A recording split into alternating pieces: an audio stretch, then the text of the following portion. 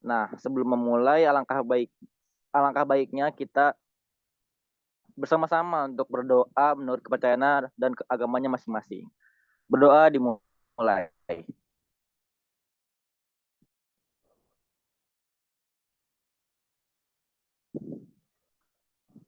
Telah nalari atau nalar ilmiah dengan materi penelitian kuantitatif. Kepada peserta nalari diharapkan mengisi pretest terlebih dahulu ya yang ada di chat Zoom. Untuk operator bisa mengirimkan pretestnya nanti di chat ya. Habis itu waktu pretest selama pengerjaan pretest ini yaitu 5 menit. Teman-teman boleh ya digunakan waktunya untuk mengisi pretest. Nah, selanjutnya nih, saya akan membacakan susunan acara pada sore hari ini selagi menunggu teman-teman mengisi pretest hari ini. Oke. Yang pertama ada pembukaan oleh MC, yang kedua ada doa, yang ketiga ada pembacaan susunan acara, yang keempat ada pembacaan CV moderator, yang kelima ada moderator mengambil alih, selanjutnya diikuti oleh pembacaan CV pembicara, selanjutnya juga ada pemaparan materi oleh pembicara, sesi tanya jawab, dan kesembilan pemberian sertifikat kepada pemateri, yang ke-10 penyerahan acara kepada MC, yang ke-11 pemberian sertifikat kepada moderator, yang ke-12 dokumentasi, dan yang terakhir adalah penutupan oleh MC. Oke. Baiklah, saya akan membacakan CV dari moderator kita yang luar biasa banget hari ini, yaitu ada Ismi. Kepada Ismi, halo Ismi. Oke, mungkin kita bacain dulu ya CV-nya ya. Kepada operator boleh menampilkan CV-nya, CV dari Kak Ismi ini.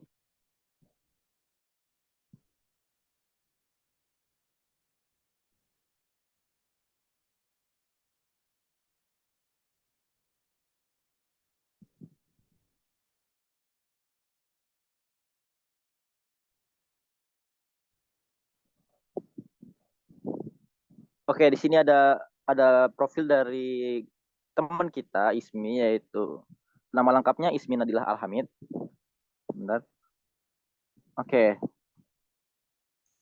Ismi adalah mahasiswa S1 Sosiologi Universitas Negeri Jakarta, memiliki pemahaman tentang dinamika sosial dan budaya dalam masyarakat, serta dapat mengidentifikasi faktor-faktor yang mempengaruhi perubahan dari masyarakatnya ini. Selain itu, Ismi juga memiliki kemampuan untuk bekerja dalam kelompok dan berkomunikasi dengan baik. Untuk pendidikan dari Ismi ini yaitu beliau sedang menjadi mahasiswa Universitas Negeri Jakarta di jurusan Sosiologi Pembangunan, sarjana ya. Setelah itu pernah menjadi siswa SMA di SMA Negeri 1 Wadas Lintang, jurusan MIPA. Pengalaman organisasinya yaitu sekarang menjadi staf PSDA KPM UNJ tahun 2023. Dan aktivitas dan proyek terakhir yang dilakukan oleh Ismi adalah yaitu menjadi internship konten kreator Rantangin yang dari bulan Desember 2022 hingga sekarang. Selanjutnya ada juga pernah menjadi staf Perkap Expo KPM UNJ yang dari April kemarin baru-baru ini hingga sekarang. Selanjutnya Ismi juga pernah menjadi staf acara IDEA yang ke-6 dari bulan Februari hingga Mei tahun 2023 ini. Dan yang terakhir ini Ismi pernah menjadi staf Perkap Ruwet KPM UNJ tahun 2022 di bulan Desember kemarin. Oke nih. Udah ada moderatornya. Oke, halo Ismi. Halo Rehan. Oh, kabarnya gimana nih Ismi? Alhamdulillah baik. Ada kesibukan apa nih akhir-akhir ini Ismi? Kalau saya baik-baik, alhamdulillah baik.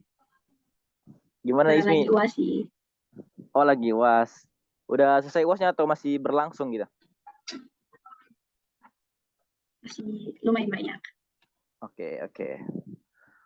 Oke, kita nggak perlu lama-lama lagi. Mungkin untuk waktu dan tempat kita bisa serahkan ke moderator, yaitu Ismi. Oke, waktu dan tempat kami persilahkan. Oke, baik. Terima kasih Rehan selaku Master of Ceremony. Perkenalkan, saya Ismi Adila Hamid selaku moderator yang akan memandu acara pada sesi kali ini. Sebelum itu, sebelum kita berbincang dengan Kak Cika, perkenankan saya untuk membacakan CV dari pembicara kita. Kepada operator, mungkin bisa ditampilkan CV dari Kak Cikanya.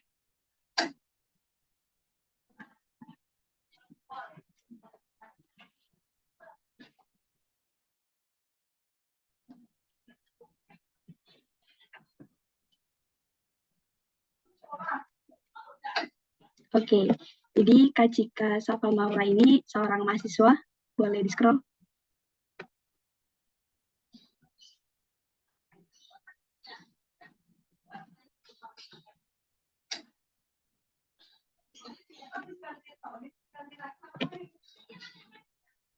Oke, jadi Kak Cika ini merupakan seorang mahasiswa Universitas Negeri Jakarta, program studi kimia, dari tahun 2020 sampai sekarang. Dan pernah menjadi siswa di MA Negeri 19 Jakarta, jurusan IPA dari 2016 sampai 2019. Untuk work experience sendiri pada tahun 2019 sampai sekarang itu, yang pertama, tutor freelance IPA dan Matematika Bimbel, Prof. Bob Cabang Cipulir, dan tutor privat Matematika Aweson Private. Nah, untuk komit and organization-nya sendiri, yang pertama ada staf pengembangan dan pengembangan penelitian P2P KPM UNJ 2021, staf pengembangan profesi keilmiahan dan akademik P2KA BEM Prodi Kimia UNJ 2021, dan masih banyak organisasi lainnya yang diikuti oleh Kak Cika. Nah, untuk achieve-nya sendiri, Kak Cika pernah meraih silver medal kategori paper subtema Health and Environment pada kegiatan National Paper Competition 23rd FTP Universitas Brawijaya tahun 2021 tingkat nasional, dan masih banyak achievement lainnya. Nah, untuk karya tulisnya sendiri, Kak Cika ini pernah menulis Cremed atau Create Medicine, inovasi alat peracik obat untuk meningkatkan kinerja apoteker pada masa pandemi COVID-19, pemanfaatan pasir silika dan kelor dengan penambahan zeolit untuk filter saluran drainase sebagai solusi mengurangi rumah tangga cair, dan masih banyak karya tulis lainnya yang sudah ditulis Kak Cika Safa Maura. Nah, selanjutnya kita bakal nyapa-nyapa nih dari Kak Cika Safa Maura. Apa kabar Kak Cika? Alhamdulillah, baik Ismi. Lagi sibuk apa nih Kak? Lagi sibuk tugas di semester 6 SPS. Wih, semoga lancar-lancar terus ya Kak. Amin. Udah siap belum Kalau nih Kak? Ismi gimana? Alhamdulillah udah siap. Kabar baik Kak. Alhamdulillah. Oke. Nah, sebelum kita masuk ke materi yang akan dibawakan oleh Kak Cika, diinformasikan kembali untuk teman-teman yang baru hadir dan belum mengisi pretest, diharapkan untuk segera mengisi pretest terlebih dahulu. Karena syarat untuk mendapatkan sertifikat nalari ini itu ada 3, yaitu mengisi pretest di awal, absensi kehadiran, dan post-test di akhir acara. Nah, tanpa berlama-lama lagi nih, untuk teman-teman yang mau bertanya nantinya bisa langsung mengirim pertanyaan di room chat Zoom dengan format nama instansi dan pertanyaan. Nah, langsung saja kepada Kak Cika Safa selaku pembicara pada acara Nalari ke-6 ini, saya persilakan untuk menyiapkan materinya.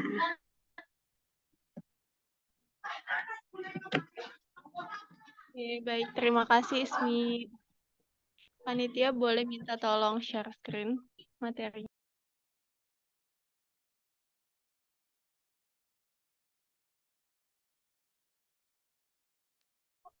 Oke. Tadi udah kenalan ya, udah dikenal sama Ismi. Assalamualaikum warahmatullahi wabarakatuh. Selamat sore teman-teman. Selamat sore Kak. Oke, ada yang tahu nggak sih sebelumnya tentang penelitian kuantitatif? Ada yang tahu belum? Udah ada yang pernah belum ngelakuin penelitian kuantitatif? Yang udah boleh ketik 1 di kolom chat.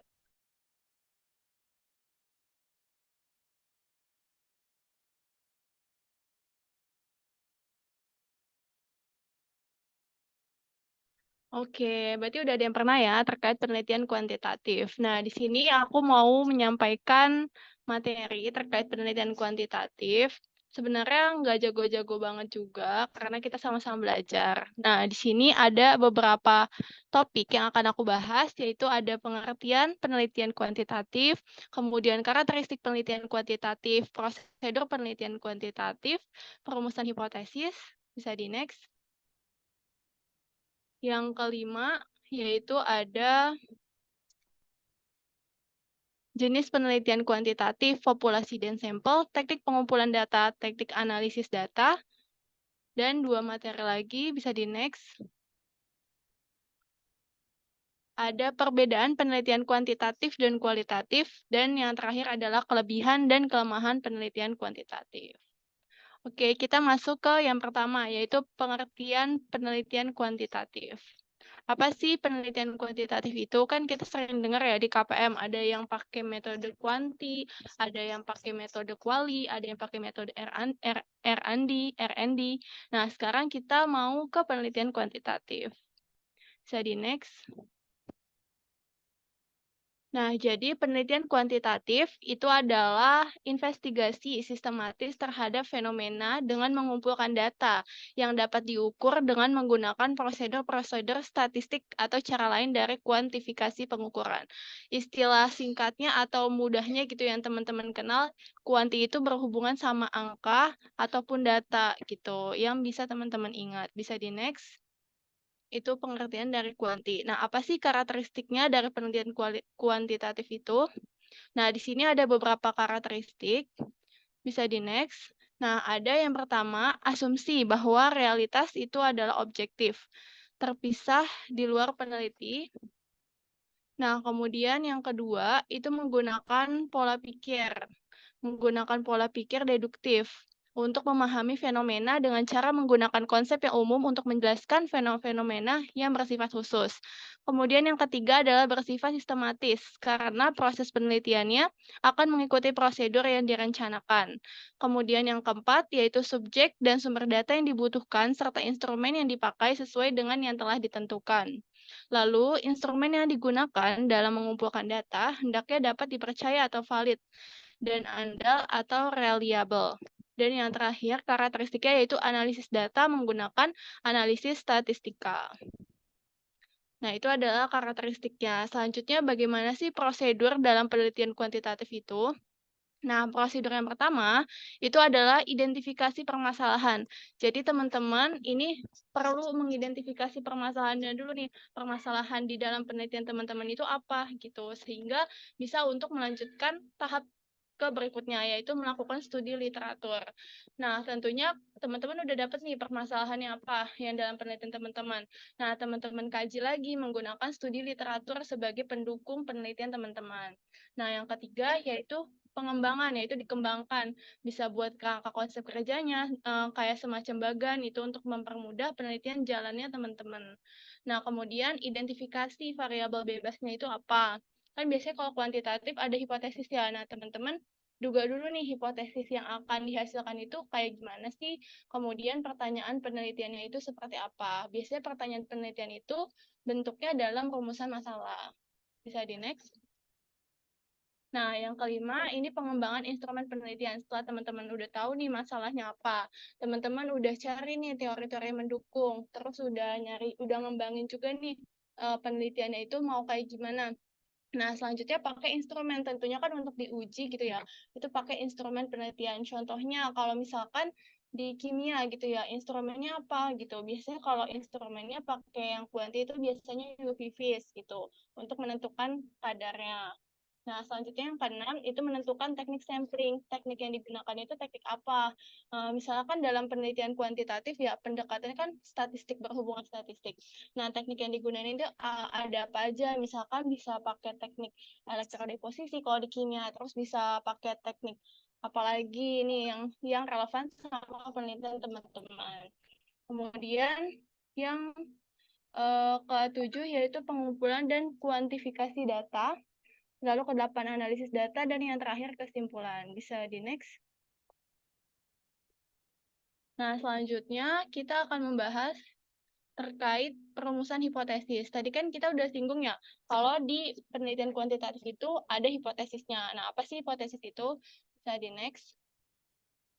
Nah, kita akan belajar terkait perumusan hipotesis. Jadi, hipotesis itu berasal dari bahasa Yunani, yang berasal dari kata hupo, itu artinya lemah atau kurang, kemudian tesis itu artinya teori, atau proporsi, atau pernyataan. Nah, jadi hipotesis itu apa? Hipotesis itu pernyataan yang sebenarnya itu masih lemah keberadaannya, sehingga perlu dibuktikan atau diuji dugaannya, karena dugaan itu masih bersifat sementara. Nah, di sini dalam penelitian kuantitatif, itu ada 3 bentuk perumusan hipotesis. Nah, ada apa aja sih? Nah, bisa di next. Perumusan hipotesis yang pertama itu adalah hipotesis deskriptif. Kemudian, sebelum masuk itu kita masuk ke persyaratannya dulu. Jadi, untuk menentukan hipotesis, ada beberapa persyaratan yang harus teman-teman penuhi nih untuk di penelitian kuantitatif ini. Yang pertama ini adalah hipotesis harus dirumuskan dengan singkat, tetapi jelas. Jadi, nggak usah panjang lebar, intinya aja tapi jelas gitu. Nah, kemudian hipotesis harus dengan nyata menunjukkan adanya hubungan antara 2 variabel atau lebih. Kalau misalkan teman-teman pakai 2 variabel, berarti hipotesis itu harus menunjukkan hubungan antara keduanya gitu. Nah, kemudian yang ketiga, hipotesis harus didukung oleh teori-teori yang dikemukakan oleh para ahli atau hasil penelitian yang relevan. Nah, di next. Nah, di sini yang tadi udah disampaikan ada 3 bentuk dari rumusan hipotesis. Ada hipotesis deskriptif, kemudian ada hipotesis komparatif, berarti kalau komparatif itu membandingkan kan. Nah, kemudian yang ketiga itu ada hipotesis hubungan atau asosiatif. Nah, kita masuk ke hipotesis deskriptif. Bisa di next. Nah, jadi hipotesis deskriptif ini, dia adalah hipotesis tentang nilai suatu variabel mandiri, tidak membuat perbandingan atau hubungan. Jadi dia benar-benar sendiri gitu, nggak menyatakan hubungan ataupun nggak menyatakan perbandingan. Nah, contohnya, ini kita sama-sama belajar ya, deskriptif nih, contoh rumusan. Jadi kita menentukan hipotesis deskriptif. Kita mau buat dulu nih rumusan masalahnya, kemudian buat rumusan hipotesisnya. Nah, rumusan masalahnya ada seberapa tinggi produktivitas alat penangkap ikan. Kan kalau rumusan masalah pertanyaannya. Nah, rumusan hipotesisnya berarti si produktivitas penangkap ikan itu bisa mencapai 8 ton misalnya. Nah, coba teman-teman di sini siapa yang mau ngasih contoh satu lagi terkait rumusan masalah dulu deh. Kan teman-teman dari KPM pasti udah ada tahu ya rumusan masalah gimana. Misalkan siapa nih mau, misalkan yang relevan aja di kehidupan sehari-hari atau di prodinya tentang apa gitu rumusan masalahnya. Coba siapa yang mau terkait rumusan masalah, buat rumusan masalah. Ayo, apa aku mau tunjuk? Coba ada nggak ya? Coba ya. Coba dari Yuda ada nggak Yuda? Yuda coba buat rumusan masalah, contoh-contoh dari rumusan masalah di kehidupan kita sehari-hari gitu, atau yang relevan sama prodi kamu juga boleh. Ada Yudanya?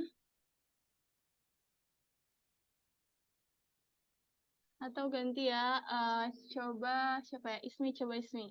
Rumusan masalah, contoh rumusan masalah itu kayak gimana? Kalau misalkan bagaimana pengaruh program keanggotaan terhadap loyalitas pelanggan di toko X? Ya, bisa. Berarti bagaimana tadi apa? Bagaimana pengaruh program keanggotaan terhadap pelanggan di toko X? Oke, berarti itu kan pertanyaan ya, berarti rumusan masalahnya. Nah, berarti rumusan hipotesisnya apa? Berarti dalam bentuk pernyataannya yang menjawab si rumusan masalah, hasil dugaannya.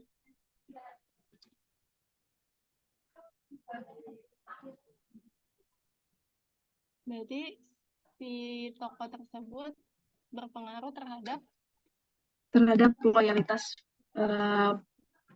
terhadap program keanggotaan. Ya, berarti program keanggotaan tersebut berpengaruh terhadap si PTX-nya itu.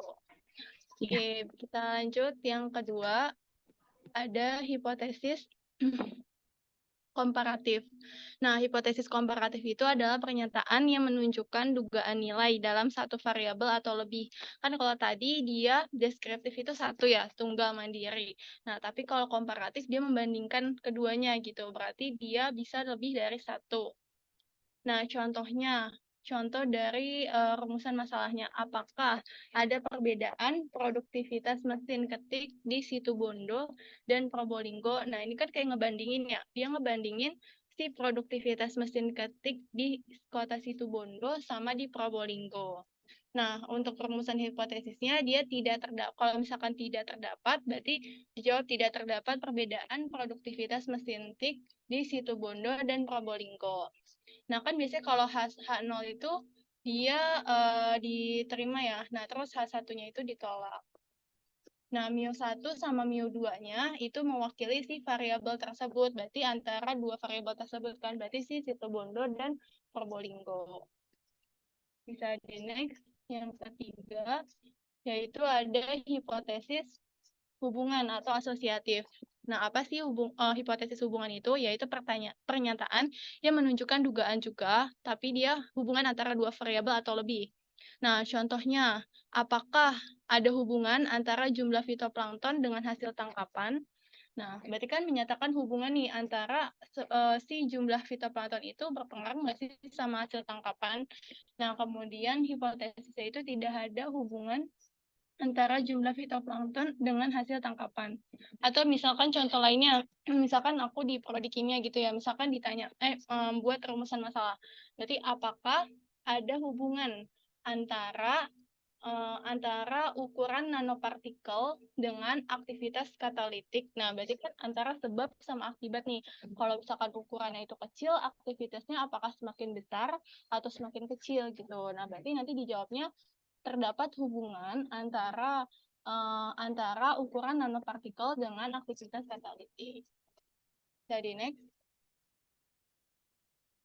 Nah, selanjutnya kita akan tahu jenis penelitian kuantitatif itu ada apa aja sih. Kan kalau penelitian kuantitatif ini kayak lebih ke metodenya ya, penelitiannya. Nah, jadi itu ada apa aja nih gitu. Selain eksperimen kan masuknya kuantitatif juga ya kadang, tapi ada juga yang kualitatif. Bisa di next. Nah, di sini jenis penelitian kuantitatif ini ada berdasarkan sifat-sifat permasalahannya. Nah, berdasarkan sifatnya, ini bisa dibedakan menjadi 5 penelitian. Yang pertama, itu ada penelitian deskriptif kuantitatif. Nah, untuk penelitian deskriptif kuantitatif ini mengutamakan analisa mendalam tentang data dan fakta yang ditemukan, kemudian diangkat ke dalam penelitian dan disajikan secara apa adanya tanpa adanya rekayasa. Jadi benar-benar si hasil penelitian itu kalau udah dapat datanya, terus dapat fakta yang ditemuinya, berarti itu nggak dibuat-buat atau direkayasa. Misalnya contoh dari judul penelitian deskriptif kuantitatif, misalnya efektivitas penggunaan media sosial dalam pembelajaran. Bisa juga perbedaan hasil belajar siswa antara pembelajaran konvensional dan pembelajaran model jigsaw misalnya. Kemudian ada juga pengaruh, biasanya kan kalau kuanti itu kata depannya itu ada pengaruh, ada efektivitas. Nah, misalkan pengaruh motivasi belajar terhadap prestasi anak. Nah, yang kedua ada penelitian korelasional. Kalau korelasional ini berarti kan menunjukkan korelasi ya antara satu dengan yang lainnya. Nah, berarti ini melihat adanya hubungan antara satu variabel dengan beberapa variabel yang lain. Nah, penelitian korelasi ini dia menggunakan variabel bebas untuk memprediksi serta variabel terikat untuk variabel yang diprediksi. Jadi variabel bebasnya itu untuk memprediksi, kemudian variabel terikatnya yaitu yang diprediksi. Nah, contoh judul si penelitian korelasional apa sih, Kak? Gitu. Nah, contoh judul itu misalnya ada kan korelasi ya, berarti antara dua hubungan. Berarti misalkan hubungan antara lingkungan dan kebiasaan belajar. Pasti kan ada pengaruhnya ya, lingkungan sama kebiasaan belajar itu. Nah, kemudian bisa juga hubungan antara kemampuan numerik dan berpikir logis terhadap prestasi belajar. Nah, kemudian yang ketiga jenisnya yaitu adalah penelitian kausal komparatif. Nah, komparatif berarti kan mengcompare gitu ya, membandingkan. Nah, penelitian jenis ini digunakan untuk mencari jawaban secara mendasar tentang sebab akibat dengan cara menganalisa berbagai faktor penyebab terjadinya suatu fenomena yang akan diteliti. Misalnya, studi komparasi antara metode belajar mencatat dan metode belajar mendengarkan. Nah, berarti kan kayak membandingkan kan, lebih efektif mana sih metode belajar mencatat atau metode belajar mendengarkan. Nah, kemudian bisa juga ngambil penelitian tentang komparasi hasil belajar siswa antara metode belajar individu dengan metode belajar kelompok. Nah, itu kan kayak membandingkan lebih efektif mana sih gitu. Nah, selanjutnya ada yang keempat, penelitian kuanti tindakan. Nah, penelitian kuanti tindakan ini adalah jenis penelitian yang berbentuk refleksi diri melalui tindakan nyata dalam situasi yang sebenarnya. Nah, biasanya penelitian ini bertujuan untuk memperbaiki proses serta pemahaman terkait praktik-praktik suatu kegiatan yang hasilnya itu dapat diimplementasikan dalam mengatasi suatu permasalahan. Nah, berarti kan ini antara kuanti kan dia lebih ke data ya. Nah, tindakan berarti lebih ke aktivitas ataupun tindakan si yang mau ditelitinya itu. Nah, berarti kita bisa kasih contoh nih untuk judulnya. Misalkan, yang berhubungan dengan angka, berarti bisa peningkatan. Misalnya peningkatan kedisiplinan siswa melalui keteladanan guru. Kemudian bisa juga upaya mengatasi kurangnya pemahaman siswa dengan mengikuti bimbingan belajar. Nah, yang terakhir adalah penelitian survei. Penelitian survei ini suatu penelitian kuantitatif juga dengan menggunakan pertanyaan struktur atau sistematis yang sama kepada banyak orang. Nah, untuk itu, selanjutnya seluruh jawaban yang udah didapat, yang diperoleh, nah itu akan dicatat, diolah, dan dianalisis. Nah, contohnya misalnya, adakah perbedaan kualitas promosi antara PTX, PTY, dan PTZ? Adakah perbedaan nilai penjualan antara PTX, PTY, dan PTZ? Nah, itu adalah berbagai macam jenis dari penelitian kuantitatif. Selanjutnya kita akan mengenal populasi dan sampel. Pasti beda kan ya populasi dan sampel. Nah, yang teman-teman tahu apa sih populasi itu dan sampel itu apa sih? Bisa diketik coba di kolom chat yang tahu populasi itu apa, sampel itu apa.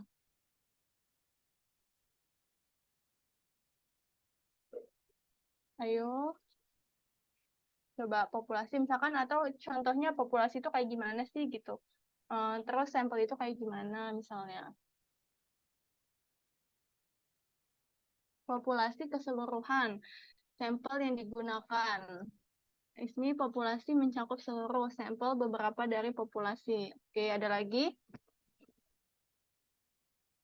Nah, yang mau nyampein pendapatnya tentang populasi dan sampel itu apa? Oke, benar ya yang dibilang sama Rika dan yang dibilang sama Ismi. Populasi itu mencakup keseluruhan dan sampel itu bagian dari populasi. Bisa di next. Nah, jadi populasi itu mengacu pada kelompok orang secara keseluruhan. Betul ya, secara keseluruhan. Baik itu kejadian atau peristiwa atau suatu hal yang peneliti itu minati atau telah diinvestigasi. Nah, kemudian sampel itu adalah subjek dari populasi atau bagian dari populasi. Jadi itu biasanya sampel itu terdiri atas sejumlah anggota yang dipilih dari populasi. Misalkan di populasi tersebut ada banyak nih. Nah, itu diambil hanya beberapanya untuk si sampel tersebut. Jadi itu hanya sejumlah, tapi tidak semua elemen populasi itu akan masuk ke dalam sampel gitu. Nah, gimana sih cara untuk mengambil sampel? Langkahnya bisa di next. Nah, di sini ada langkah-langkah dalam mengambil sampel. Yang pertama, kita udah harus tahu dulu nih, populasi yang akan kita ambil itu apa. Kemudian kita harus batasi populasinya, kan nggak mungkin ya dari populasi kita ambil semuanya jadi sampel, itu nggak mungkin. Jadi kita harus membatasi si populasi itu dulu. Habis sudah ngebatasi populasi, kita bisa menentukan kerangka sampelnya. yang mau dibuat itu seperti apa. Nah, kemudian yang ketiga, setelah kita nentuin kerangka sampelnya, kita bisa mendesain nih sampelnya itu mau kayak gimana sih gitu untuk diteliti. Kemudian lebih spesifik lagi selanjutnya yaitu menentukan ukuran sampel yang pas. Misalkan untuk misalkan aku FTO ya, misalkan gunain bahan FTO, ukurannya mau berapa? Misalkan 8 kali 7 mm gitu misalnya. Nah, jadi teman-teman mengambil atau menentukan ukuran yang sampel yang pas untuk penelitian teman-teman. Nah, kemudian yang terakhir yaitu bisa melaksanakan proses pengambilan sampel. Oke, bisa di next. Nah, jadi dalam sampel ini ada yang namanya probability sample, yaitu yang diketahui populasinya, dan ada juga yang namanya non-probability sampling. Nah, berarti teman-teman mungkin di sini baru ada yang baru pertama kali dengar, atau ada yang udah dengar nih sebelumnya. Nah, jadi aku mau ngejelasin dulu terkait probability sample itu. Jadi probability sample itu kan dia diketahui ya, populasinya itu udah diketahui. Jadi kalau populasinya itu udah diketahui, dia bisa memiliki peluang untuk dipilih sebagai subjek dalam sampel. Maka bisa diambil desain pengambilan sampelnya dengan cara probabilitas dapat bersifat pengambilan sampel secara acak, sederhana, atau rumit. Nah, tiap elemen populasi ini memiliki peluang yang diketahui atau sama untuk terpilih sebagai subjek. Nah, dalam si probability sampling ini ada beberapa jenis sampel. Yang pertama itu ada sampel acak sederhana atau simple random sampling. Nah, apa sih simple random sampling itu? Yaitu cara pengambilan sampel dari anggota populasi dengan menggunakan acak. Jadi namanya kan random ya, berarti dia diacak tanpa memperhatikan strata atau tingkatan dalam anggota populasi tersebut. Nah, hal ini dilakukan apabila anggota populasinya itu homogen atau sejenis gitu. Jadi bisa diacak dia mau diambil mana. Kayak misalkan contohnya kalau di kimia mau nguji IDX. Nah, daerah mana yang mau diambil berarti itu yang bakal diacak gitu, ditembak-tembakin kan IDX kan penembakan. Nah, kemudian cara pengambilan sampel itu bisa pakai undian, bisa juga pakai kalkulator, bisa juga pakai tabel angka acak, komputer. Nah, pokoknya syaratnya si simple random sampling ini harus homogen dan sederajat, baru bisa pakai random sampling. Nah, jenis yang kedua yaitu ada sampel sistematik atau systematic sampling. Jadi, untuk systematic sampling ini, dia adalah metode pengambilan sampel secara sistematis dengan interval itu kan jarak tertentu antara sampel yang dipilih. Nah, cara ini menuntut kepada kita nih sebagai seorang peneliti untuk memilih unsur populasi yang secara sistematis gitu. Misalnya, unsur populasi yang bisa dijadikan sampel itu keberapa? Misalkan terdapat 1000 populasi, ini kan banyak ya 1000 populasi. Nah, peneliti atau kita-kita ini ngurutin nih 1 sampai 1000 calon respondennya. Nah, setelah itu bisa kita tentuin nih yang mana yang mau kita jadiin sampel. Misalnya, mau mulai dari 10 atau kelipatan 10, berarti 10 kan nggak mungkin ya kita teliti 1000-1000-nya gitu kan. Nah, berarti kita bisa pakai nih systematic sampling ini untuk menentukan responden atau sampel yang keberapa sih yang mau kita jadiin sampel penelitian kita, misalkan 10, 20, 30, 40, 50, 60, 70, dan seterusnya gitu. Jadi nggak semua 1000 itu diambil untuk diteliti. Nah, kemudian jenis yang ketiga itu adalah stratified sampling atau sampel berstrata ya. Jadi teknik sampling ini juga mirip sama random sampling ya. Nah, bedanya antara si simple random sampling ini sama si stratified sampling itu membagi populasi ke dalam beberapa tingkatan. Kan kalau tadi random sampling itu dia nggak dibedain kan tingkatannya. Dia harus homogen. Tapi kalau si stratified sampling ini dia membagi populasinya itu ke beberapa tingkatan. Nah, setelah populasinya itu terbagi ke dalam beberapa tingkatan atau strata, kan namanya strata itu kan tingkatan. Nah, random sampling dilakukan pada masing-masing strata. Misalkan tingkatan 1, tingkatan 2, tingkatan 3. Nah, baru diacak sesuai masing-masing tingkatannya itu. Misalnya contohnya, kita mau membuat tingkatan antara mahasiswa baru, terus mahasiswa tahun kedua, mahasiswa tahun ketiga. Kan itu tingkatan ya. Nah, terus mahasiswa akhir atau tahun terakhir gitu. Nah, lalu dari masing-masing tingkatan tersebut yang tadinya maba, tingkat 2, tingkat 3, terus tingkat akhir, itu kita bisa mau ngambil nih dari maba, kita mau ngambil berapa orang nih, misalkan mau ngambil 100. Nah, habis itu begitupun yang tingkat 2-nya. Kan pasti maba nggak cuma 100 kan, kalau populasi bisa ribuan atau ratusan. Nah, kita mau ambil berapa dari masing-masing tingkatannya. Itu namanya stratified sampling. Nah, kemudian yang keempat, ada sampel cluster. Nah, itu adalah teknik, biasanya kalau pakai sampel cluster ini dipilih ketika keseluruhan daftar populasinya itu tidak tersedia atau tidak mungkin untuk mengumpulkan daftar populasi yang akan diteliti. Nah, jadi si sampel cluster ini, contohnya nih biar lebih kebayangnya, misalkan kita mau meneliti jenis buah jeruk, kan jeruk itu banyak ya, ada jeruk purut, jeruk nipis, dan lain sebagainya. Tapi kita nggak tahu nih, populasi di Indonesia itu ada berapa si jenis jeruk tersebut. Nah, untuk menyederhanakan, maka dipilih adalah sampel cluster, atau sebagian saja, misalkan buah jeruk yang ada di kota mana, misalkan di kota Jawa Tengah, kan kalau di Indonesia kan terlalu luas. Jadi kita ambil sampel yang misalkan di satu kota aja nih, misalkan di kota Jawa Tengah ada jeruk apa aja nih gitu. Terus di kota Jakarta ada apa aja. Jadi nggak seluruh Indonesia. Nah, kemudian itu adalah probability sampling. Nah, selanjutnya kita akan masuk ke non-probability sampling. Bisa di next.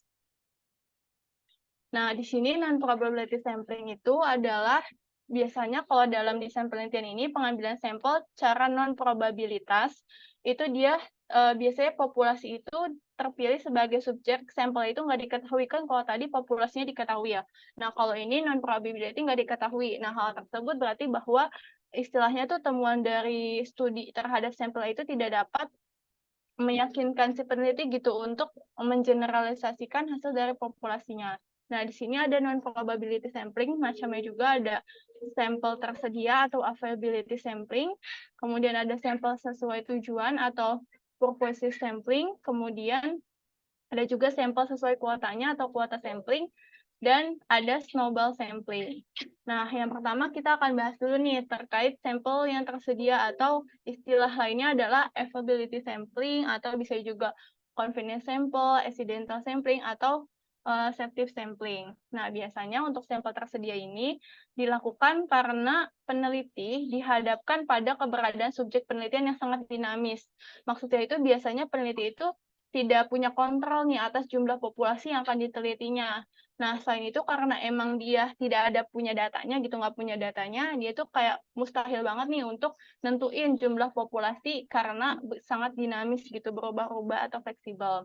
Contohnya populasinya itu si pengunjung kota tua misalnya. Di kota tua itu kan ada pengunjung, nah itu kita anggap sebagai populasi. Nah, peneliti nggak tahu nih jumlah populasinya itu di kota tua ada berapa sih pastinya kan nggak tahu ya, ada banyak. Kita taunya banyak, tapi kita nggak tahu pastinya jumlahnya berapa di pengunjung kota tua tersebut. Nah, jadi peneliti memilih pengunjung mana saja yang untuk ditemui untuk mengisi kuesioner. Nah, itu adalah sampel tersedia namanya. Nah, kemudian yang kedua ada sampel sesuai tujuan atau purposive sampling. Jadi teknik sampling ini dilakukan berdasarkan penelitian peneliti akan pengetahuan responden atau data untuk menjawab pertanyaan penelitian yang udah dibuat sama peneliti itu. Jadi misalkan nih contohnya peneliti itu pengen ngelihat tingkat kepatuhan pajak masyarakat Jakarta.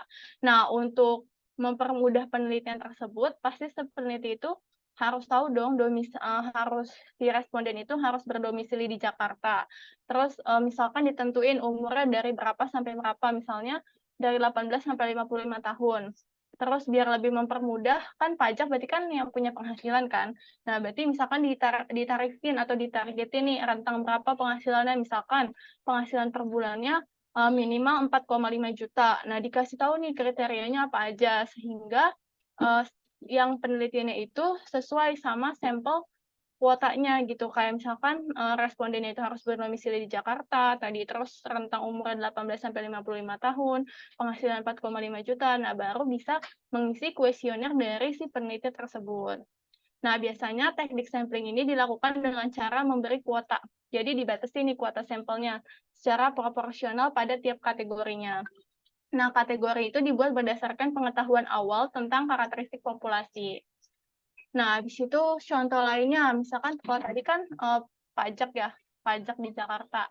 Nah, misalkan yang lainnya ingin melihat tingkat literasi keuangan siswa SMA, SMK se-Jakarta Selatan misalnya. Nah, berarti dia si peneliti tersebut harus nentuin kuotanya juga, jumlah sampel yang akan dicapai itu berapa. Terus membagi setiap kecamatan. Kan Jakarta Selatan banyak ya kecamatannya. Nah, itu dibagi tuh kecamatannya. Kemudian ditentukan setiap kecamatan itu ada berapa sekolah, terus setiap sekolahnya itu ada berapa siswa gitu. Jadi dibuat kuotanya masing-masing. Nah, yang terakhir itu ada snowball sampling. Nah, snowball sampling ini adalah teknik sampling berantai. Jadi itu pengetahuan informasi tentang si informasi lain yang didapat bisa dijadiin panduan atau pedoman atau pijakan gitu. Jadi peneliti ini biasanya kesulitan untuk mencari individu yang layak dijadikan subjek penelitiannya tanpa informasi dari informan sebelumnya. Misalnya, untuk meneliti imigran gelap, misalkan di daerah Batam ya, di kota Batam. Peneliti itu kesulitan nih untuk memperoleh informasinya karena hanya sedikit calon respondennya. Nah, maka si peneliti tersebut meminta informasi karena misalkan peneliti itu mau ngelakuin peneliti tadi di Batam, tapi dia bukan tinggal di daerah Batam. Berarti kan otomatis kalau misalkan si peneliti itu punya teman, misalkan teman itu tinggal di kota Batam, jadi dia bisa saling tukar informasi gitu kan, meminta informasi dari satu informan tersebut untuk menunjukkan informan lainnya yang sama-sama sebagai imigran gelap. Nah, gitu misalnya. Oke, kita next. Itu kan tentang sampling. Nah, kemudian ada teknik analisa data. Nah, teknik analisis data ini adalah proses untuk menyederhanakan data dalam bentuk yang lebih mudah diinterpretasikan atau mudah dipahami orang bagi yang membacanya gitu. Nah, di dalam analisis data ini, berarti kalian tuh harus berupaya untuk mengolah data menjadi sebuah informasi. Kan namanya juga analisa ya, analisis. Setelah datanya diperoleh, dianalisis, baru diberikan kesimpulan gitu. Nah, nantinya informasi tersebut menjadi suatu karakteristik data yang mudah dipahami dan menjawab masalah terkait penelitian yang dilakukan. Nah, biasanya dalam menganalisis data, itu ada beberapa langkah sederhana yang dilakukan, misalnya editing, pemberian skor, kalau misalkan ada rentang skornya gitu, penelitian kan ada tuh yang ngasih rating, misalkan antara 1 sampai 10. Nah, kemudian pembuatan coding, biasanya anak teknik atau anak fisika kan coding. Nah, kemudian ada cleaning, tabulasi data, analisis deskriptif, dan analisis interferensial. Nah, pertama, itu pasti persiapan dulu kan. Nah, persiapan semua data udah kekumpul nih, disiapin, kemudian cek kelengkapannya atau isi instrumen dalam pengumpulan data. Nah, habis sudah disiapin, dilakukan tabulasi. Nah, jika penelitian kalian ini pakai angket atau kuesioner atau tes gitu, yang ada skornya. Nah, berarti kan kalian ngasih skor atau rating kan, sesuai yang sudah kamu tentukan di awal metode penelitian. Nah, kemudian bisa juga ngasih kode pada item yang udah dikasih skor tadi. Nah, yang ketiga, yang terakhir, itu ada penerapan datanya. Jadi disesuaikan sama pendekatan penelitian kalian. Terus, gimana sih cara pemilihan teknik analisis data? Bisa di next. Nah, ini kan teknik analisis data. Tadi yang persiapan, tabulasi. Bisa di next lagi. Nah, di sini ada pemilihan teknik datanya. Yang pertama itu ada korelasi. Bisa pilih nih korelasinya antara jenjang ganda, semi parsial, parsial, ataupun non-parsial. Nah, kemudian bisa melakukan komparasi. Kalian bisa menggunakan uji T. Biasanya ada di parametrik statistik itu biasanya ada uji T dengan dua kelompok komparasi. Nah, biasanya nanti uji T kayaknya bakal ada di penelitian nalar selanjutnya deh. Di nalar 7 atau 8 gitu. Nah, kemudian analisis varian atau lebih dikenal dengan nama ANOVA, analisis varian. Nah, kemudian ada MANOVA. MANOVA itu multivariate analysis of variance. Ada juga ANCOVA, analysis of covariance, ataupun MANCOVA, multivariate of convariance.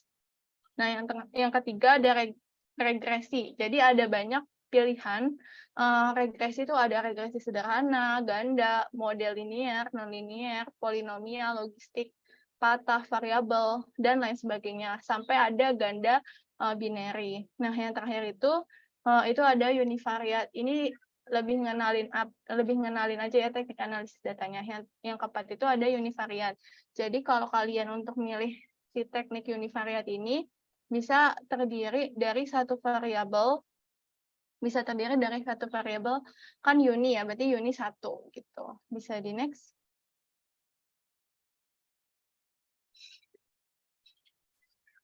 Selanjutnya ini ada perbedaan penelitian kuantitatif dan penelitian kualitatif. Jadi kita udah bahas nih tentang kuanti. Jadi apa sih bedanya sama kuali? Bisa di next.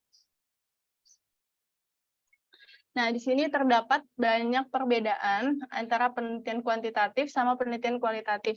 Yang sebelah kiri itu kuanti ya, nanti kita belah kan nanti nggak ada tulisan penelitian kuantitatifnya lagi. Nah, sebelah kanan itu kuali.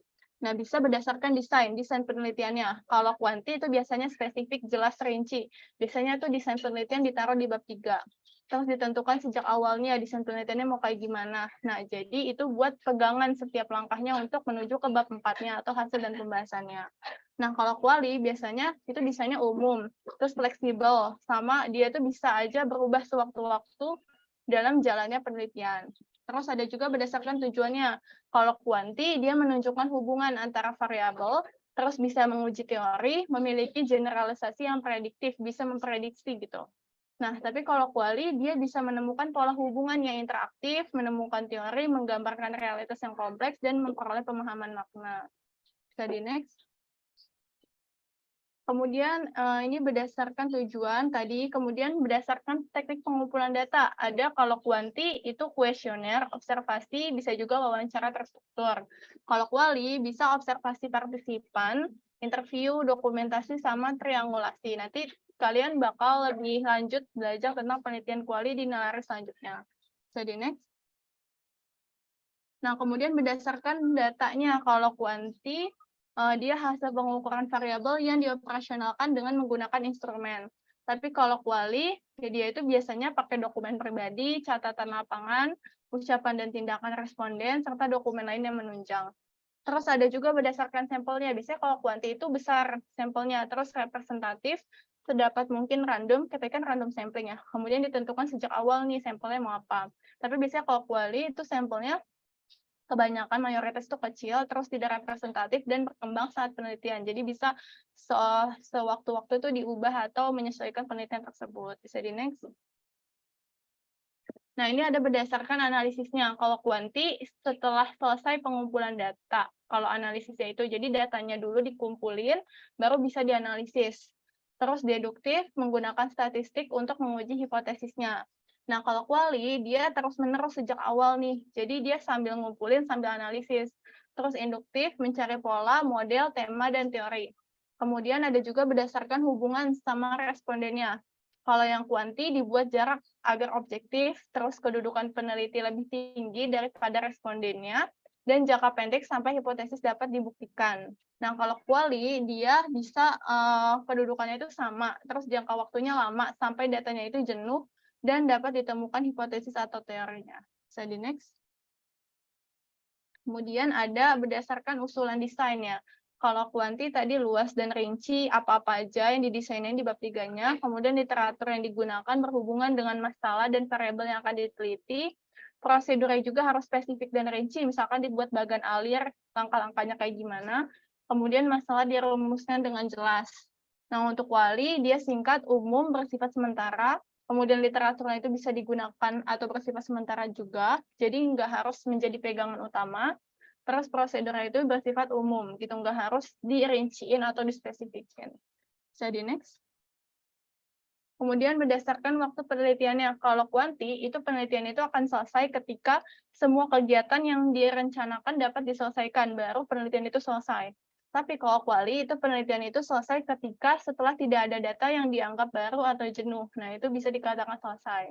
Kemudian berdasarkan kepercayaan atau keabsahan penelitian. Kalau kuanti, pengujian validitas dan reliabilitas instrumen itu penting, diuji dulu. Terus validitas valid nggak nih? Kemudian reliabilitasnya nih, pakai instrumen. Nah, kemudian kalau kuali, dia pengujiannya pakai kredibilitas, dependabilitas, dan konfirmabilitas. Bisa di next. Nah, di sini ada kelebihan dan kekurangan penelitian kuantitatif ya seharusnya. Penelitian kuantitatif. Bisa di next. Nah, di sini terdapat beberapa kelebihan penelitian kuantitatif. Apa aja sih kelebihannya? Nah, yang pertama, kelebihan kuantitatif itu bisa digunakan untuk peramalan atau prediksi. Istilahnya menduga nih hasil yang bakal diperoleh itu seperti apa. Kemudian yang kedua, hasil analisisnya itu bisa didapatkan dengan akurat. Lanjut, bisa dipakai untuk menghitung interaksi hubungan dua atau lebih variabel, kemudian bisa menyederhanakan permasalahan yang kompleks dalam sebuah model. Nah, adapun kekurangannya, tadi next, kekurangan dari penelitian kuanti yaitu dia itu masih berdasarkan pada asumsi. Kemudian, asumsi yang tidak sesuai dengan realita yang terjadi akan mengakibatkan penyesatan informasi. Jadi bisa aja datanya salah dan itu bakal berakibat fatal ke pembahasannya.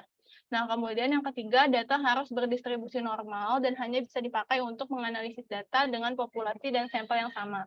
Dan yang terakhir, apabila jumlah sampel itu sedikit, sekitar 30, atau misalkan kurang dari 30, itu biasanya tidak dapat digunakan untuk menganalisis. Jadi, misalkan ada variabel, variabelnya itu misalkan ada pengaruh suhu, misalkan suhu tegangan, pengaruh suhu tegangan sama misalkan pH. Nah, itu kan ada 3 variabel. Nah, berarti satu variabelnya itu misalkan berarti harus misalkan 10 tegangannya dibedakan, kemudian waktunya juga, kemudian pH-nya juga. Gitu. Jadi next. Nah, ini yang terakhir. Terima kasih. Dan sekian dari aku. Wassalamualaikum warahmatullahi wabarakatuh.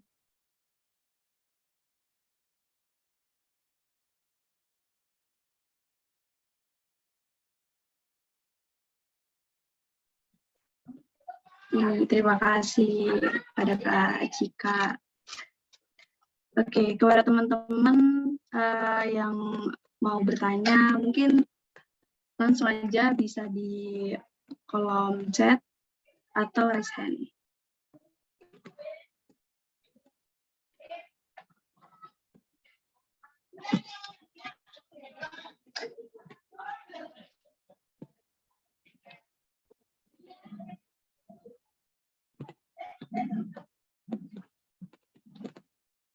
Oke, mungkin aku mau tanya dulu nih Kak, sebelum yang lain mau tanya. Nih, jadi kan kadang aku tuh susah buat nentuin pengaruh, efektivitas, itu tuh harus pakai kuantitatif atau kualitatif. Gitu sih Kak, gimana Kak biar bisa nentuin pakai kuantitatif atau kualitatif? Oke, kedengaran nggak suaraku? Kedengeran nggak?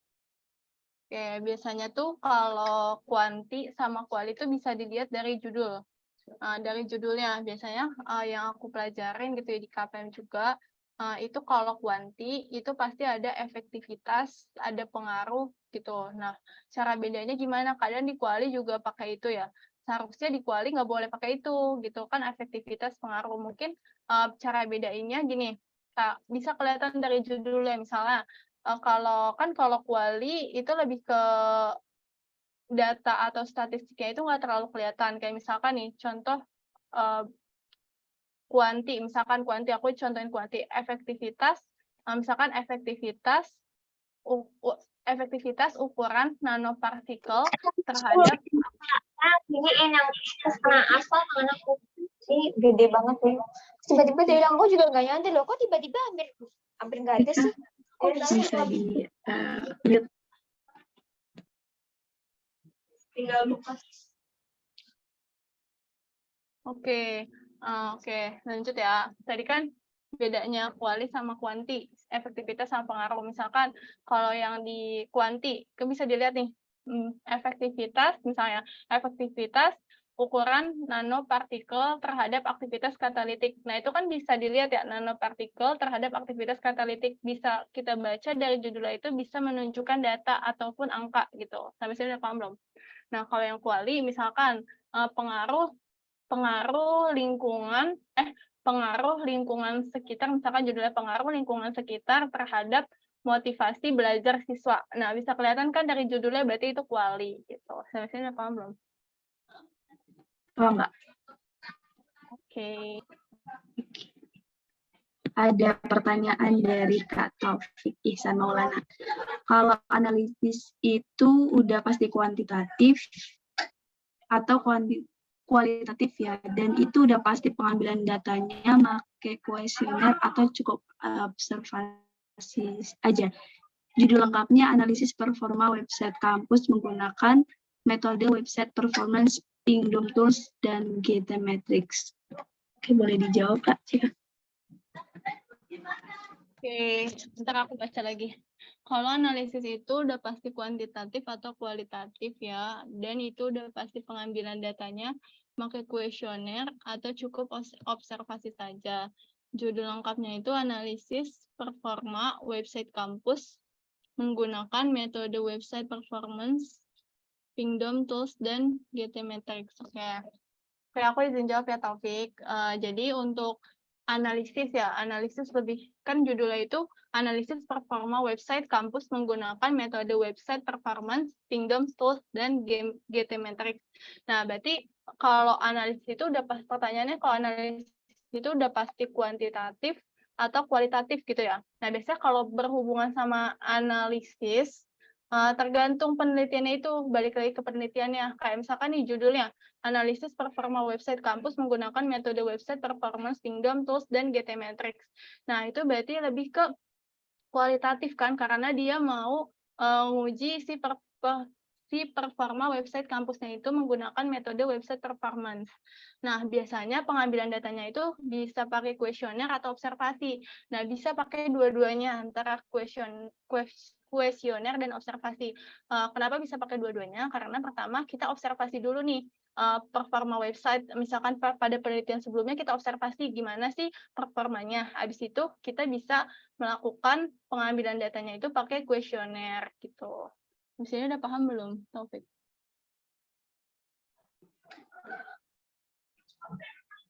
Oke, Kak Taufik, apakah sudah terjawab? Oke. Oke, buat teman-teman yang mau bertanya, mungkin bisa tulis di kolom chat.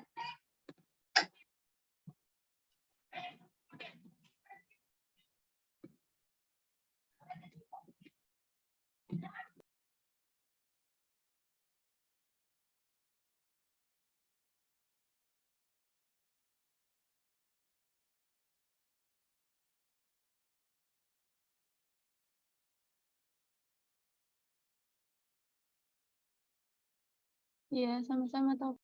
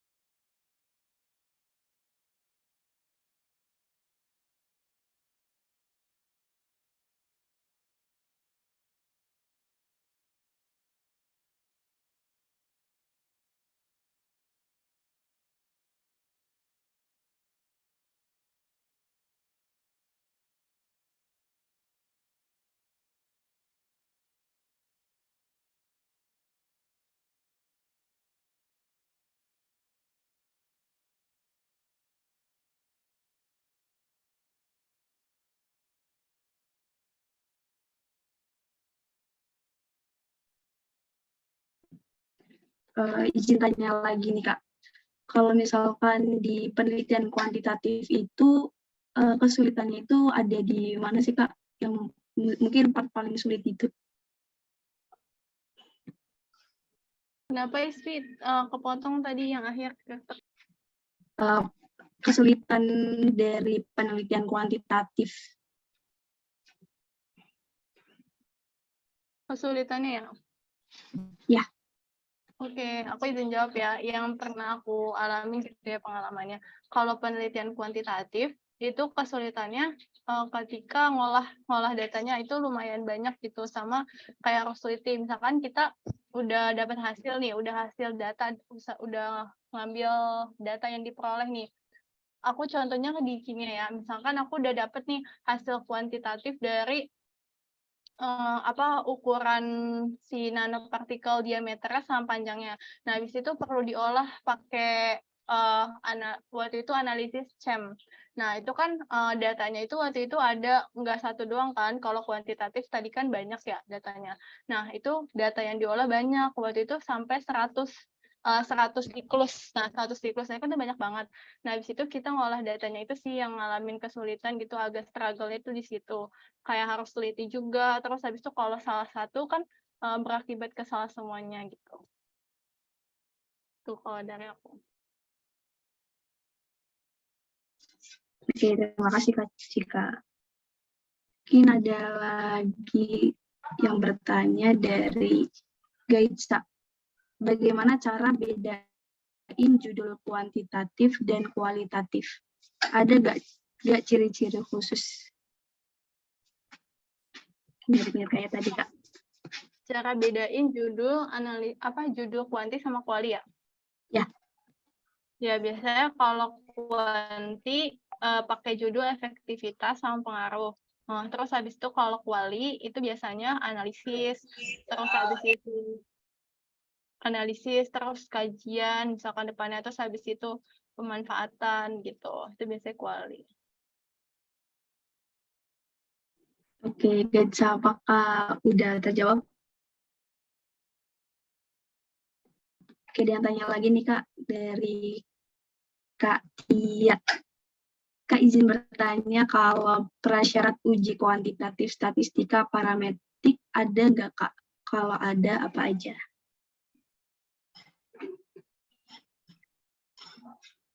Prasyarat uji kuantitatif statistika parametrik ya? Ada nggak Kak? Kalau ada apa aja? Oh, prasyaratnya. Biasanya kalau prasyarat uji kuantitatif statistika parametrik, yang aku tahu itu ada prasyaratnya. Kayak setiap penelitian itu ada prasyaratnya. Nah, biasanya kalau untuk prasyarat yang kuantitatif, itu biasanya pertama itu kita harus pakai itu dulu, uji homogenitas sama uji normalitas. Nah, kalau misalkan datanya udah homogen, terus habis itu datanya udah normal gitu, nah bisa dilanjutin pakai uji lanjutannya, yaitu biasanya uji ANOVA 1 jalur atau uji ANOVA 2 jalur.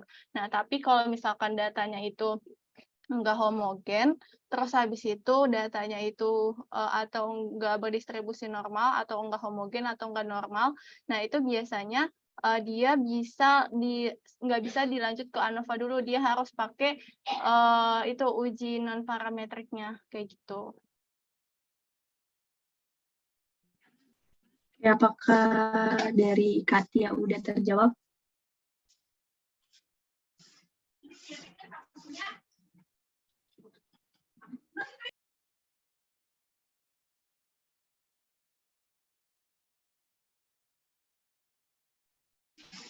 Oke, sudah terjawab. Masuk.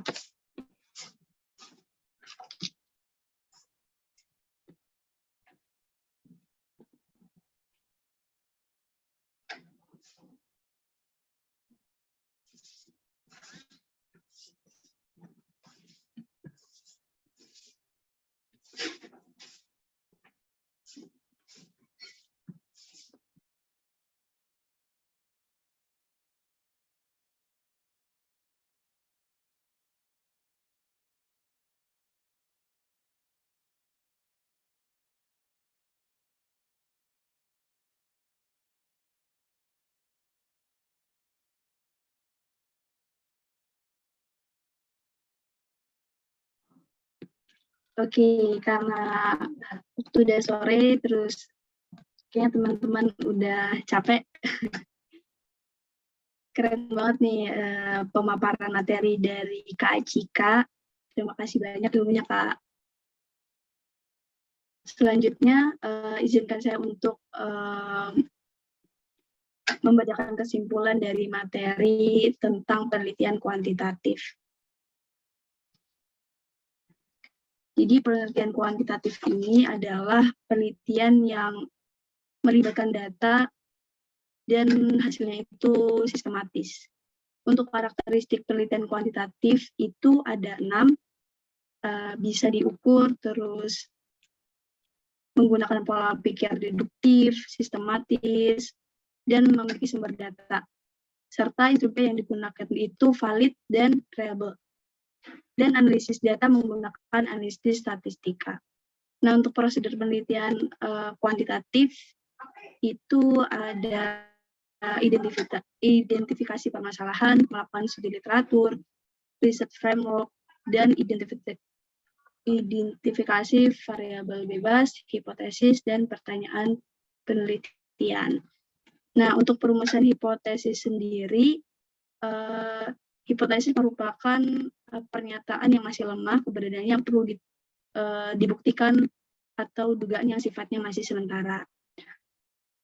Hipotesis juga memiliki persyaratan dan beberapa bentuk perumusan hipotesis ada deskriptif, komparatif, dan hubungan atau asosiatif. Jenis penelitian kuantitatif ada deskriptif kuantitatif, korelasional, kausal komparatif, tindakan, dan survei. Untuk populasi sampel bisa dibedain ya, kalau misalkan populasi itu mencakup keseluruhan, kalau sampel itu jumlah anggota yang dipilih dari populasi. Jadi juga udah dijelasin langkah dalam mengambil sampel, bisa membatasi populasi, menentukan kerangka sampel, desain sampel, ukuran sampel, dan melaksanakan proses pengambilan sampel. Nah, untuk sampel sendiri itu dibedakan menjadi 2, itu probability sample dan non-probability sampling. Teknik pengumpulan data itu ada kuesioner, dokumentasi data, wawancara yang terencana, tes, observasi terencana, inventarisasi, skala rating, ukuran biasa. Teknik analisis datanya itu memiliki tahapan persiapan, tabulasi, penerapan data. Pemilihan teknik analisis data sendiri itu yang pertama ada korelasi, komparasi, regresi, dan univariat. Untuk perbedaan penelitian kuantitatif dan penelitian kualitatif, berdasarkan desainnya itu kalau kuantitatif lebih spesifik, jelas, dan rinci, ditentukan sejak awal, sedangkan kalau kualitatif itu umum, fleksibel. Nah, untuk berdasarkan tujuannya, kalau misalkan kuantitatif menunjukkan hubungan antar variabel, sedangkan kualitatif menemukan pola hubungan yang interaktif, menemukan teori, dan menggambarkan realitas yang kompleks. Dan beberapa perbedaan lainnya mengenai kuantitatif dan kualitatif. Yang terakhir ada kelebihan dan kekurangan penelitian kuantitatif. Untuk kelebihannya sendiri bisa digunakan untuk peramal atau prediksi atau menduga. Yang kedua, hasil analisis bisa didapatkan dengan akurat. Yang ketiga, bisa dipakai untuk menghitung interaksi, hubungan 2 atau lebih variabel. Yang keempat, bisa menyederhanakan permasalahan. Dan untuk kekurangannya sendiri, itu yang pertama berdasarkan pada asumsi. Yang kedua, asumsi yang tidak sesuai dengan realita yang terjadi akan mengakibatkan penyesatan informasi. Yang ketiga, data harus berdistribusi normal dan hanya bisa dipakai untuk menganalisis data dengan populasi dan sampel yang sama. Dan yang terakhir, apabila jumlah sampel sedikit sekitar 30, maka tidak dapat digunakan untuk menganalisis. Nah, itu adalah kesimpulan dari materi yaitu penelitian kuantitatif. Sesi selanjutnya adalah penyerahan sertifikat pembicara. Kepada operator bisa ditampilkan sertifikat dari Kak Cika.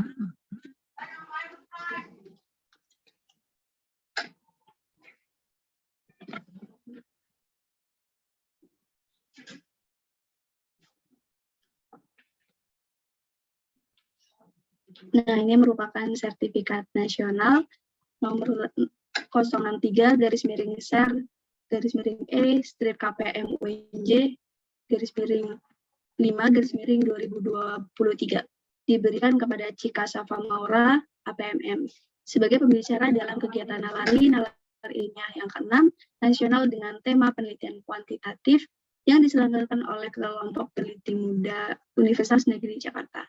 Jakarta 26 Mei 2023 ditandatangani Ketua Umum KPM Universitas Negeri Jakarta Yusuf Niko Fitranto, APMM, dan ditandatangani Kepala Divisi PSDA KPM UNJ Diau Yuningsi, APMM. Mohon diterima ya Kak Cika. Iya, terima kasih. Mungkin kepada HPD bisa diabadikan. Oke, hitung ya 1, 2, 3. Oke, mohon diterima ya Kak Cika. Ya, Ismi, makasih.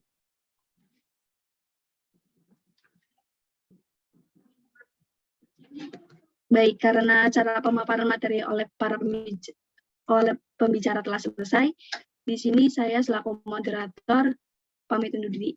Apabila ada kesalahan, mohon dimaafkan. Selanjutnya saya serahkan kembali kepada MC. Terima kasih. Baik. Selanjutnya pemberian sertifikat kepada moderator. Untuk operator, dimohon untuk menampilkan sertifikat untuk moderator.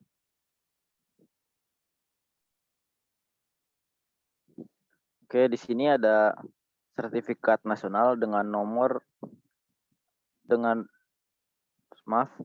nomor 064 share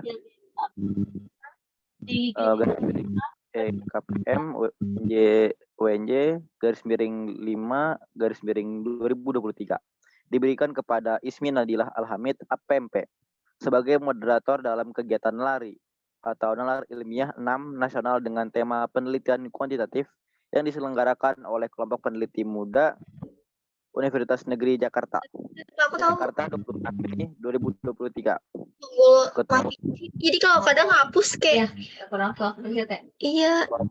Muda Universitas Negeri Jakarta, Yusuf Niko Kepala Divisi PSDA, Universitas Negeri Jakarta, yaitu Diawayu dan APMM. Diterima ya, Ismi. Terima kasih, Rehan.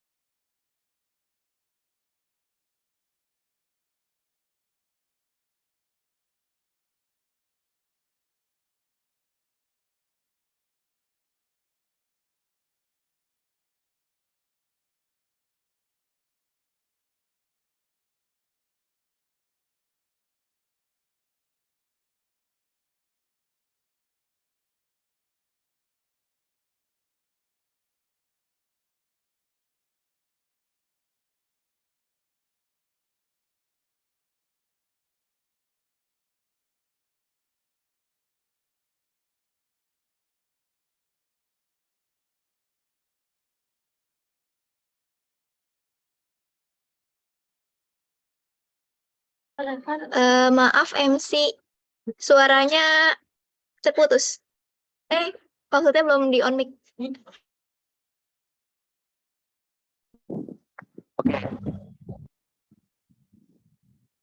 Oke, maaf. Oke, selanjutnya kepada teman-teman semua nih, jangan lupa untuk mengisi post-test yang akan diberikan oleh operator, karena materi serta modul yang disampaikan pada hari ini akan diberikan setelah teman-teman mengisi post-test ini. Oke.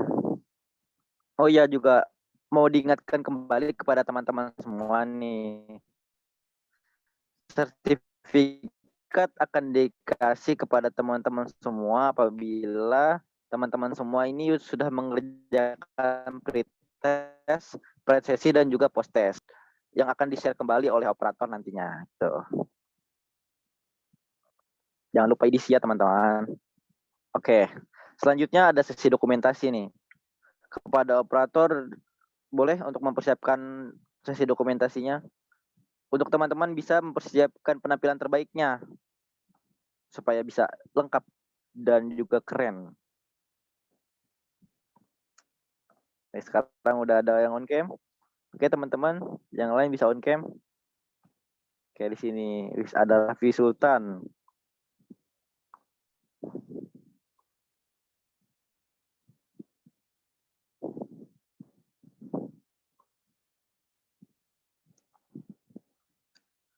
Baik, boleh dipimpin. Baik, izin mengambil alih. Sebelumnya ada yang mau on cam lagi? Oke, langsung saja untuk slide pertama. 1, 2, 3. Slide kedua. 1, 2, 3. Oke, terima kasih. Saya kembalikan kepada MC. Oke, baik. Terima kasih, operator. Oke, baiklah. Hari ini hari sudah semakin gelap. Maka pada sore hari ini, mari kita tutup, Kang. Kita tutup. Sekian dari saya. Apabila ada kata-kata yang salah, mohon dimaafkan. Saya Muhammad Rehan Murtado selaku Master of Ceremony pamit undur diri.